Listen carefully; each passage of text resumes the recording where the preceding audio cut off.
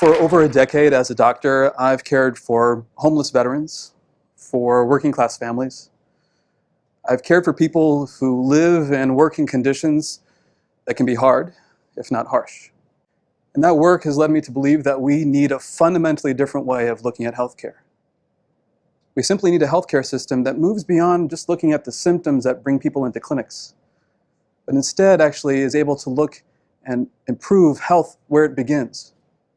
And where health begins is not in the four walls of a doctor's office, but where we live and where we work, where we eat, sleep, learn, and play, where we spend the majority of our lives. So what does this different approach to healthcare look like? An approach that can improve health where it begins. To illustrate this, I'll tell you about Veronica. Veronica was the 17th patient out of my 26-patient day at that clinic in South Central Los Angeles. She came into our clinic with a chronic headache. This headache had been going on for a number of years, and this particular episode was very, very troubling. In fact, 3 weeks before she came to visit us for the first time, she went to an emergency room in Los Angeles. The emergency room doctors said, "We run some tests, Veronica. The results are normal, so here's some pain medication, and follow up with a primary care doctor. But if the pain persists or if it worsens, then come on back." Veronica followed those standard instructions, and she went back. She went back not just once, but twice more. In the 3 weeks before Veronica met us, she went to the emergency room 3 times. She went back and forth, in and out of hospitals and clinics, just like she had done in years past, trying to seek relief, but still coming up short. Veronica came to our clinic, and despite all these encounters with healthcare professionals, Veronica was still sick. When she came to our clinic, though, we tried a different approach. Our approach started with our medical assistant, someone who had a GED level training, but knew the community. Our medical assistant asked them routine questions. She asked, "What's your chief complaint?" "Headache." "Let's get your vital signs, measure your blood pressure and your heart rate." But let's also ask about something equally as vital to Veronica and a lot of patients like her in South Los Angeles. "Veronica, can you tell me about where you live? Specifically about your housing conditions. Do you have mold? Do you have water leaks? Do you have roaches in your home?" Turns out Veronica said yes to 3 of those things: roaches, water leaks, mold. I received that chart in hand, reviewed it, and I turned the handle on the door and I entered the room. You should understand that Veronica, like a lot of patients that I have the privilege of caring for, is a dignified person, a formidable presence, a personality that's larger than life. But here she was, doubled over in pain, sitting on my exam table. Her head, clearly throbbing, was resting in her hands. She lifted her head up, and I saw her face.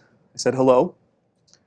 And then I immediately noticed something across the bridge of her nose, a crease in her skin. In medicine, we call that crease the allergic salute. It's usually seen among children who have chronic allergies. It comes from chronically rubbing one's nose up and down, trying to get rid of those allergy symptoms. And yet here was Veronica, a grown woman, with the same telltale sign of allergies. A few minutes later, in asking Veronica some questions, and examining her and listening to her, I said, "Veronica, I think I know what you have. I think you have chronic allergies. I think you have migraine headaches and some sinus congestion. And I think all of those are related to where you live." She looked a little bit relieved because for the first time she had a diagnosis. But I said, "Veronica, now let's talk about your treatment. We're going to order some medications for your symptoms, but I also want to refer you to a specialist, if that's okay." Now, specialists are a little hard to find in South Central Los Angeles. So she gave me this look like, "Really?" I said, "Veronica, actually the specialist I'm talking about is someone I call a community health worker. Someone who, if it's okay with you, can come to your home and try to understand what's going on with those water leaks and that mold, try to help you manage those conditions in your housing that I think are causing your symptoms. And if required, that specialist might refer you to another specialist that we call a public interest lawyer, because it might be that your landlord isn't making the fixes he's required to make." Veronica came back in a few months later. She agreed to all those treatment plans. She told us that her symptoms had improved by 90%. She was spending more time at work and with her family, and less time shuttling back and forth between the emergency rooms of Los Angeles. Veronica had improved remarkably. Her sons, one of whom had asthma, was no longer as sick as they used to be. She had gotten better, and not coincidentally, Veronica's home was better too. What was it about this different approach that we tried that led to better care? fewer visits to the ER, better health. Well, quite simply, it started with that question: Veronica, where do you live? But more importantly, it was that we put in place a system that allowed us to routinely ask questions like Veronica and hundreds more like her about the conditions that mattered in her community, about where health and unfortunately sometimes illness does begin in places like South LA. In that community, substandard housing, food insecurity are the major conditions that we as a clinic had to be aware of. But in other communities, it could be transportation barriers, obesity, access to parks, gun violence. The important thing is we put in place a system that worked. It's an approach that I call an upstream approach. It's a term many of you are familiar with. It comes from a parable that's very common in the public health community. This is a parable of three friends. Imagine that you're one of these three friends who come to a river. It's a beautiful scene, but it's shattered by the cries of a child, and actually several children in need of rescue in the water. So you do, hopefully, what everybody would do. You jump right in along with your friends. The first friend says, I'm going to rescue those who are about to drown, those at most risk of falling over the waterfall. The second friend says, you know what, I'm going to build a raft. I'm going to make sure that fewer people need to end up at the waterfall's edge. Let's usher more people to safety by building this raft, coordinating those branches together. Over time, they're successful, but not really as much as they want to be. More people slip through, and they finally look up and they see that their third friend is nowhere to be seen. They finally spot her. She's in the water, she's swimming away from them, upstream, rescuing children as she goes. And they shout to her, where are you going? There are children here to save. And she says back, I'm going to find out who or what is throwing these children in the water. In healthcare, we have that first friend. We have the specialist. We have the trauma surgeon, the ICU nurse, the ER doctors. We have those people that are vital rescuers, people you want to be there when you're in dire straits. We also know that we have the second friend. We have that raft builder. That's the primary care clinician, people on the care team who are there to manage your chronic conditions, your diabetes, your hypertension, there to give you your annual checkups, there to make sure your vaccines are up to date, but also there to make sure that you have a raft to sit on and usher yourself to safety. But while that's also vital and very necessary, what we're missing is that third friend. We don't have enough of that upstreamist. The upstreamists are the healthcare professionals who know that health does begin where we live and work and play, but beyond that awareness is able to mobilize the resources to create the system in their clinics and in their hospitals that really does start to approach that, to connect people to the resources they need outside the four walls of the clinic. Now, you might ask a very obvious question that a lot of colleagues in medicine ask. Doctors and nurses thinking about transportation and housing? Shouldn't we just provide pills and procedures and just make sure we focus at the task at hand? Certainly, rescuing people at the water's edge is important enough work. Who has the time? I would argue, though, that if we were to use science as our guide, that we would find an upstream approach is absolutely necessary. Scientists now know that the living and working conditions that we all are part of have more than twice the impact on our health than does our genetic code. And living and working conditions, the structures of our environment, the ways in which our social fabric is woven together, and the impact those have on our behaviors, all together, those have more than 5 times the impact on our health than does all the pills and procedures administered by doctors and hospitals combined. Altogether, living and working conditions account for 60% of preventable death. Let me give you an example of what this feels like. Let's say there was a company, a tech startup, that came to you and said, we have a great product. It's going to lower your risk of death from heart disease. Now, you might be likely to invest if that product was a drug or a device. But what if that product was a park?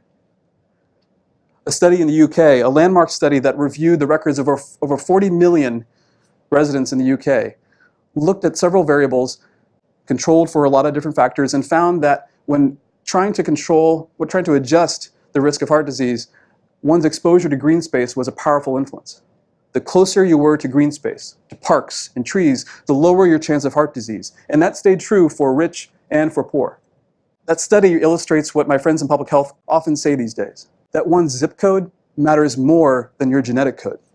We're also learning that zip code is actually shaping our genetic code. The science of epigenetics looks at those molecular mechanisms, those intricate ways in which our DNA is literally shaped, genes turned on and off based on the exposures to the environment, to where we live and to where we work. So it's clear that these factors, these upstream issues, do matter. They matter to our health, and therefore our healthcare professionals should do something about it. And yet Veronica asked me perhaps the most compelling question I've been asked in a long time. In that follow-up visit, she said, "Why did none of my doctors ask about my home before?" In those visits to the emergency room, I had 2 CAT scans. I had a needle placed in the lower part of my back to collect spinal fluid. I had nearly a dozen blood tests. I went back and forth. I saw all sorts of people in healthcare, and no one asked about my home. The honest answer is that in healthcare, we often treat symptoms without addressing the conditions that make you sick in the first place. And there are many reasons for that, but the big 3 are: first, we don't pay for that.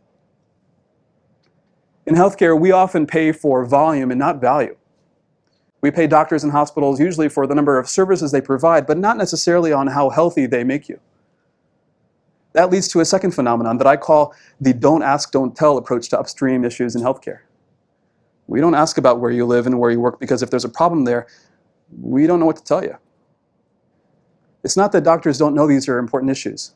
In a recent survey done in the US among physicians, over 1,000 physicians, 80% of them actually said that they know that their patients' upstream problems are as important as their health issues, as their medical problems.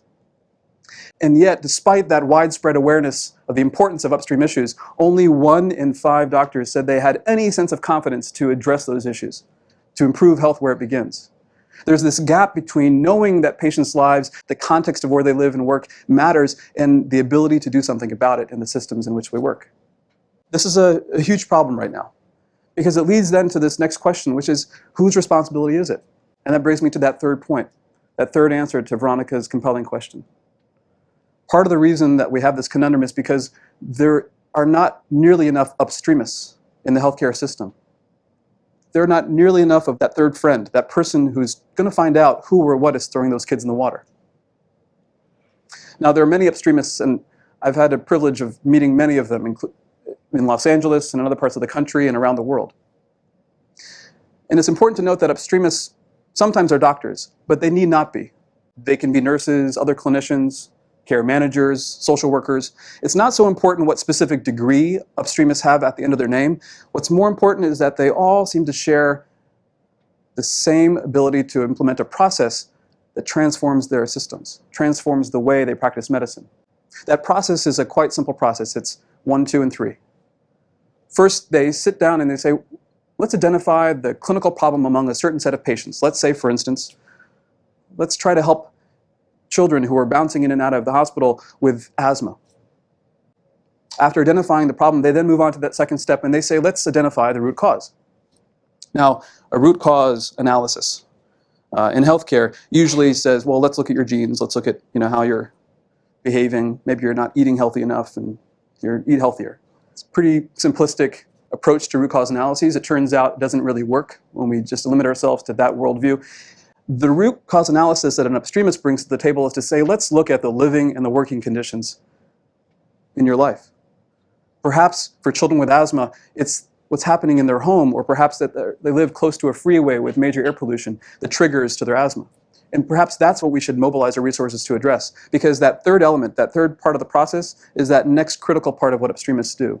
They mobilize the resources to create a solution, both within the clinical system, and then by bringing in people from public health, from other sectors, lawyers, whoever is willing to play ball, let's bring in to create a solution that makes sense, to take those patients who actually have clinical problems and address the root causes together by linking them to the resources you need.